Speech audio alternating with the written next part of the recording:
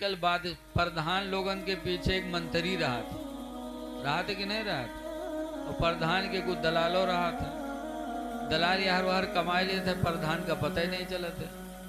ایسے قارون وزیر تھا فرعون کا، تو ایسا چورایا کہ اتنا بڑا مالدار ہو گیا قارون، اتنا بڑا مالدار ہو گیا کہ جیسے ہم لوگ کہیں جاتے ہیں تو اپنے مکان میں تالا مار کر چابی جیب میں رکھ لے جاتے، تجوری ہوتی تجوری بند کر کے چابی لے جاتے، ایسے قارون کہیں جاتا تھا تو خزانے کی چابی ساتھ میں لے کے جاتا تھا، تو اس کی چابی جیب میں رکھی جاتی تھی۔ اتنی تجوریاں تھیں اس کی مال کی کہ اس کی تجوریوں کی چابیوں کو لادنے کے لیے ساتھ میں 40 گھوڑے ہوتے تھے۔ 40 گھوڑوں پر صرف تجوریوں کی کنجیاں لادی جاتی تھیں جب کہیں چلتا تھا وہ۔ اب بتاؤ کتنی دولت رہی ہوگی اس کے پاس۔ لیکن موسیٰ علیہ السلام کا زمانہ وہ بھی پایا۔ موسیٰ علیہ السلام نے قارون سے کہا احسن کما احسن اللہ الیک، اے قارون تم اللہ کے بندوں پر احسان کرو جیسے اللہ نے تم پر احسان کیا ہے۔ جیسے اللہ نے تم کو مالدار بنایا ویسے اپنے مال کو اللہ کے بندوں پہ خرچ کرو۔ تو وہ ناراض ہو گیا، کہنے لگا اللہ نے کیا دیا ہے، تو سب میرا کمایا ہوا مال۔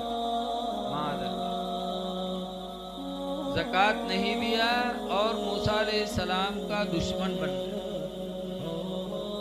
جیسے آج اگر گاؤں میں कोनो سود کھات ہو اور سود کھوا کے بارے میں یہاں امام صاحب جمعہ میں تقریر کہتے ہیں کہ سود کھانے والا جہنمی، اس سے بولنا چالنا حرام۔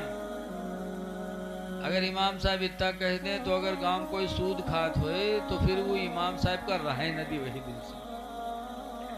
بولو ایسا ہے کہ نہیں؟ کوئی نہ کوئی تہمت لگا کے امام صاحب کو بھگوائے گا۔ ایسے گاؤں میں یہاں कोनो لوفڑ ہو، دوسروں کے گھروں میں گھس گھس کے بیٹھتا ہو بٹیا بہن کی عزت لینے کے لیے۔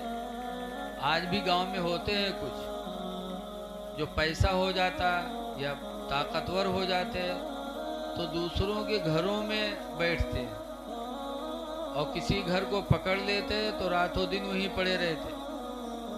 اب اگر اس کے بارے میں امام صاحب تقریر کر دے جمعہ میں کہ لوگوں کسی کے گھروں میں نہ بیٹھو، داخل نہ ہو، قرآن کہتا یا ایھا الذین آمنوا لا تدخلوا بیوتا غیر بیوتکم، اے ایمان والو اپنے گھر کے علاوہ کسی کے گھر میں داخل نہ ہو، اللہ منع فرماتا ہے۔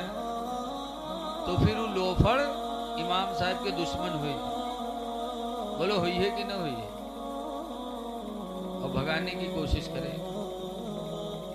ایسے ہی قارون موسیٰ علیہ السلام کا دشمن بن گیا۔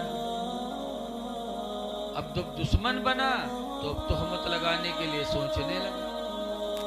آج بھی جب کوئی مولوی مولانا کامیاب ہوتا ہے تو کا لوگ سوچت ہیں اسے کہ کا कोनो تہمت لگائے تو وہی بدنام ہو جائے۔ ایسے نیپال میں جب کوئی عالم وہاں ترقی کرتا ہے تو وہاں 2-3 لڑکیاں ایسی ہیں جو ان کو اپنے پھندے میں لینے کی کوشش کرتی ہیں۔ مسئلہ پوچھیں، پہلے فاتحہ کرے بلئی ہیں تکہ مسئلہ پوچھی ہیں تکہ پھر فاتحہ کرے بلئی ہیں تکہ دعوت لے ہیں، بس دعوت ہے دعوت مولانا کا یہاں سان ڈارت ہے۔ اب وہ مولانا جس کی وجہ سے اسلام فروغ پا رہا تھا اسی مولانا کو لے ڈالا تو اب اسلام کو بھی لے ڈالا اس نے۔ ایک نہیں کئی مثالیں نیپال کی میرے پاس موجود ہیں۔ جہاں کوئی مولانا ترقی کیا وہ 2-3 بہن ہیں، ان کا کام ہی یہی ہے۔ نکاح بلا لیں گی، ملیں گی جلیں گی، پھر نکاح بھی کر لیں گی، مہینہ 2 مہینہ نکاح میں رہے تو کہ لات مار بھگائے دیں۔ جب جنیے کی بھی بدنام ہوئے گا، ذلیل زمانہ ہو گیا، لوگ اس سے بولنا چاہنا بند کر دیے، بس اس کو ٹھوکر مار دی، اب کسی تیسرے پہ نہ۔ تو موسیٰ علیہ السلام کا دشمن ہو گیا قارون، اور اتنا بڑا دشمن بنا کہ اب ان کو بدنام کرنا۔ تو ایک عورت تھی، اس کے گود میں اتنا بڑا بچہ تھا، دودھ پی رہا تھا۔ قارون نے بلایا، اور بلانے کے بعد کہا سنو تم کو ایک کام کرنا ہے۔ کہا کیا؟ کہا جہاں موسیٰ علیہ السلام تقریر کرتے ہوں، مجمع جمع ہو، تو اسی مجمع میں تم جا کر کھڑی ہو جانا اور صرف اتنا کہہ دینا کہ اے لوگوں، میرے گود میں جو بچہ ہے نا یہ موسیٰ کا ہے، انہوں نے مجھ سے زنا کیا اور یہ بچہ پیدا ہوا۔ صرف تم کو اتنا کہنا ہے، تمہیں مالا مال کر دیں گے۔ وہ عورت تیار ہو گئی۔ دیہات میں کہا تھا نا کہ عورت کے ناک نہ ہو تو کو کھائی لے، ہم نے ادھر کہا تھا، یہ نہ کہا تو یہ تو غصہ ہے نا۔ بڑی ناسمجھ ہوتی، پیسہ دینے کے لیے کہا تو عورت تیار ہو گئی، یہ نہیں سوچا کہ مجمع میں ہم جب یہ بات کہیں گی تو لوگ مجھے کیا کہیں گے۔ تیار ہو گئی، کہا ٹھیک، اتنا کہنا تو میرے لیے بہت آسان ہے۔ موسیٰ علیہ السلام ایک جگہ تقریر کر رہے تھے، مجمع جمع تھا، عورتیہ پہنچ گئی بیچ جلسے میں اور کہا لوگوں دیکھو دیکھو، یہ موسیٰ جو اپنی نبوت و رسالت کا دعویٰ کر رہے ہیں کہ میں نبی رسول ہوں، سنو انہوں نے مجھ سے زنا کیا اور یہ بچہ انہی سے پیدا ہوا ہے، انہوں نے میرے ساتھ بدسلوکی کیا، زنا کیا، ہمارا تیرا بچہ پیدا، بچہ ان کا۔ جیسے اتنا کہا تو جو لوگ عزت سے بیٹھے سن رہے تھے وہ سب ناراض ہو گئے، ارے موسیٰ تم اتنے گندے ہو، مادر۔ جیسے ہم کا جبریل بلائے نے آپ لوگ بلائے تقریر کری تھے، اب کھنا پوروا کون آئے، کہا ہاں ایک بلائے بھینسی بیچی سرائے ماں چرائے کے، تو آپ لوگ کہا کہی ہو کہ ہاں یہ تو اتنا بگلا بھگت بنت رہے تھے کہی ہو کام کے اندر۔ ایسے ہی موسیٰ علیہ السلام پر سب ناراض ہو گئے، ارے موسیٰ اتنا برا کام۔ لیکن موسیٰ اللہ کے نبی تھے، اللہ کی ذات پہ پورا بھروسہ تھا۔ موسیٰ علیہ السلام منبر سے اٹھے اور اس عورت کے پاس گئے، اس عورت کی گود میں بچہ تھا اتنا سا،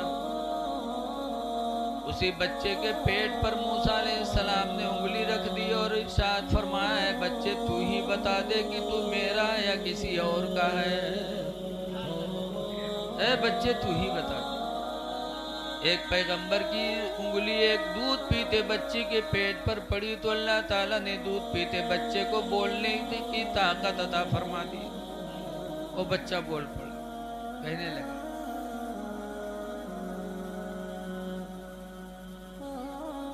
کہ ماں میری جھوٹی ہے سچ کہتی نہیں، حضرت موسیٰ ہے سچے بالیقین، ہے شرارت ساری یہ قارون کی، حضرت موسیٰ ہے اللہ کے نبی۔ دودھ پیتے بچے نے حضرت موسیٰ کی شہادت دے دی، سب نے توبہ کیا، کہا اے موسیٰ مان گئے، خدا کی قسم ہے موسیٰ تمہاری نبوت بھی سچی ہے، پیغمبری بھی سچی ہے، ورنہ دودھ پیتے بچے سے بلوانا کسی اور کی بات نہیں ہے، پیغمبر ہی کی شان ہو سکتی ہے۔ سب موسیٰ علیہ السلام کے معتقد ہو گئے۔ اب موسیٰ علیہ السلام کو جلال آیا اور فرعون کھڑا تھا دور۔ موسیٰ علیہ السلام نے قارون کے خلاف رپورٹ نہیں کہیں لکھوایا، دروغہ پولیس سے نہیں کہا، بلکہ موسیٰ علیہ السلام کو جلال آیا تو فوراً زمین سے کہا یا ارض خذیہ، اے زمین تو قارون کو پکڑ لے۔ حکم پیغمبر ہوا، فوراً زمین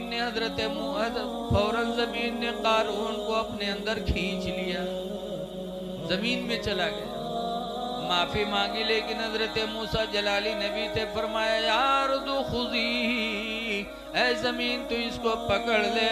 روایتوں میں آتا ہے کہ ایسے کھڑا کھڑا قارون زمین کے اندر دھنس گیا، زمین کے اندر چلا گیا اور ہلاک ہو گیا، نام و نشان بھی اس کا باقی نہ رہا۔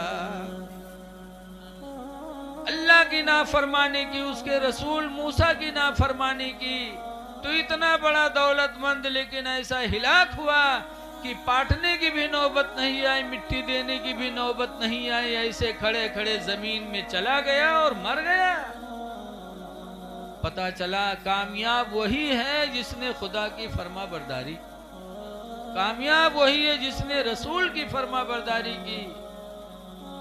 تو اے لوگوں، 4 دن کی زندگی اللہ نے دی ہے، کوشش کرو کہ اس 4 دن کی زندگی میں خدا کی فرما برداری ہو جائے، رسول کی فرما برداری ہو جائے۔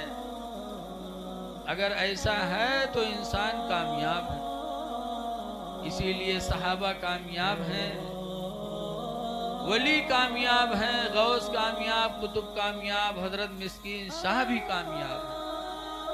بتاؤ کتنا اچھا روزہ سنگیا والوں نے بنایا ہے، کتنا پیسہ اس میں لگا ہوگا، ہے قبر کے اندر لیکن الحمدللہ سنگیا گاہ والوں کے دلوں پہ حکومت کر رہے ہیں۔ بولو کیوں؟ انہوں نے اللہ کی فرما برداری کی، اس کے رسول کی فرما برداری کی، تو اللہ نے انہیں کامیاب بنا دیا۔ درود شریف پڑھی، اللہم صلی علی سیدنا مولانا محمد بارک وسلم صلاۃ و سلام علیک یا سیدی یا رسول اللہ صلی اللہ تعالی علیہ وسلم۔ تو دولت اللہ دے تو اللہ کے نام پر خرچ بھی کریں، اللہ زندگی دے۔